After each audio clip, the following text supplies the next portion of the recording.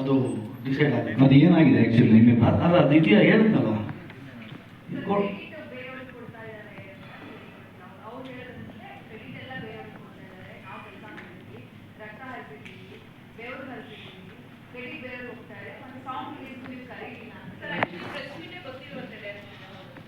ಅಲ್ಲ ಇವರು ಈ ಧ್ರುವ ಸರ್ಜಾ ಅವ್ರು ಮನಸ್ಸು ಮಾಡಿದ್ರೆ ಆಗ್ತಿದ್ರು, ಯಾಕಂದ್ರೆ ಹಿಂದಿ ಸಿನಿಮಾನ ಕೂಡ ಅವ್ರ ಜೊತೆ ಕೆಲಸ ಮಾಡಿದ್ದಾರೆ, ಅವರು ಕೂಡ ಅವ್ರನ್ನ ಅವಾಯ್ಡ್ ಮಾಡ್ತಾರೆ ಅಂದ್ರೆ ಇದು ನೋವಿನ ಸಂಗತಿ ಅಂತ ಅನ್ಸುತ್ತೆ.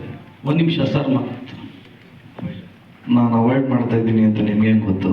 ಅವ್ರು ಇಲ್ವಲ್ಲ ಇಲ್ಲಿ, ಅದೇ ತಾನೇ ಕಾಣಿಸ್ತಾ ಇದೆ. ಇಲ್ಲ ನೀವು ಅಸ್ಯೂಮ್ ಮಾಡ್ಕೊಂಬಿಡಿ, ನಾನು ಅವಾಯ್ಡ್ ಮಾಡ್ತಾ ಇಲ್ಲ. ಮತ್ತೆ ಏನು ಪ್ರಾಬ್ಲಮ್ ನಮ್ಗೆ ಹೇಳಿ. ಆ್ಯಕ್ಚುಲಿ ಅದು ಅವರು ಇವ್ರದ್ದು ಪ್ರಾಬ್ಲಮ್ಮು. ಸೊ ಅವರೇ ಮಾತಾಡ್ಕೊಂಡ್ರೆ ಇದು ತುಂಬ ಸೂಕ್ಷ್ಮವಾದ ವಿಚಾರ ಆಗಿರೋದ್ರಿಂದ, ಇದು ಡೈರೆಕ್ಟರ್ ಪ್ರೊಡ್ಯೂಸರ್ದು ಮುಂಚೆಯಿಂದನೂ ಪ್ರಾಬ್ಲಮ್ ಆಗಿರೋದ್ರಿಂದ ನಿಮ್ಮೆಲ್ರಿಗೂ ಗೊತ್ತಿರೋದೆ, ಇದೇನು ಸರ್ಪ್ರೈಸಿಂಗ್ ಏನಲ್ಲ.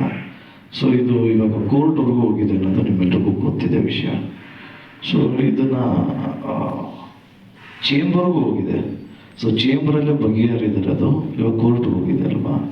ಸೊ ಚೇಂಬರ್ಗಿಂತ ದೊಡ್ಡವನ ಸರ್ ನಾನು. ಚೇಂಬರ್ ಅಂದರೆ it is a mother board ಅಲ್ವಾ, ಅಲ್ಲೇ ಬಗೆಹರಿಲಿಲ್ಲ ಅಂದರೆ ಸೊ ನಾನು ಅದಕ್ಕಿಂತ ದೊಡ್ಡವನಲ್ಲ ಸರ್. ಸೊ ಇವಾಗ ಪ್ರೊಡ್ಯೂಸರ್ ಮಾತಾಡಿದ್ರೇ ಚಂದ ಅದಕ್ಕೆ.